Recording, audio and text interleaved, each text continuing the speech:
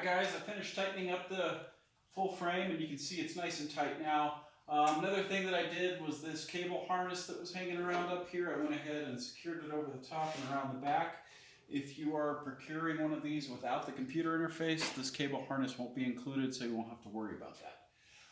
Also at this point, if you have not put your white cable assembly right here on, go ahead and install that, and that's done with the long 1-inch thick round bolt secured to the assembly right here.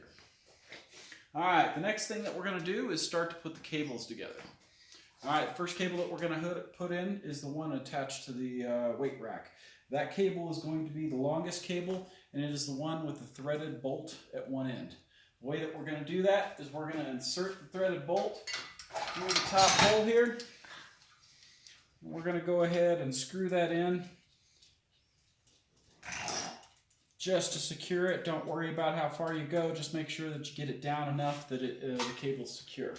Next thing that we're going to do is we're going to have to install the top pulley.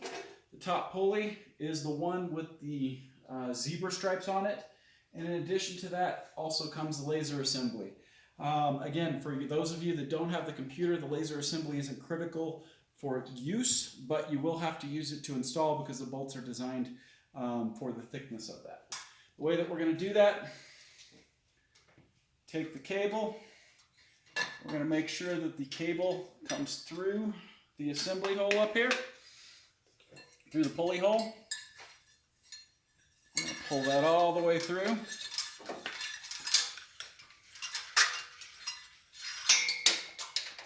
Now what we're going to do is, with the zebra stripe facing to the right, go ahead and slot the cable into the pulley. Bolt side to the left. Laser side with the network interface or USB interface facing backwards. And you'll see that there's 3 dots on there that it locks in place. And we'll go ahead and secure the nut assembly to the back of that.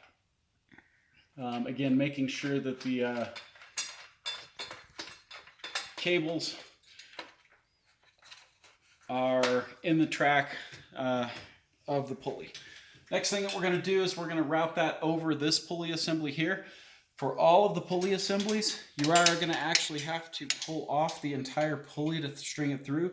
This thing is designed such that if something were to fail, the loops here don't have the clearance to actually unwind through the pulley. So everything that you do, you'll have to actually pull the pulley out. So I suggest that before we get going too far on these, that you loosen all the bolts on the pulleys. That way they're easy to pull out. Alright, so what we're going to do on that, you don't have to pull the whole thing out, just enough. Again, string it through the top. Make sure it's slotted on the assembly for the pulley, on the track there. Alright, and go ahead and pop the bolt back in. This one is one of the few that the orientation is important, making sure that the nut is on the inside. Alright, we'll continue with the next video.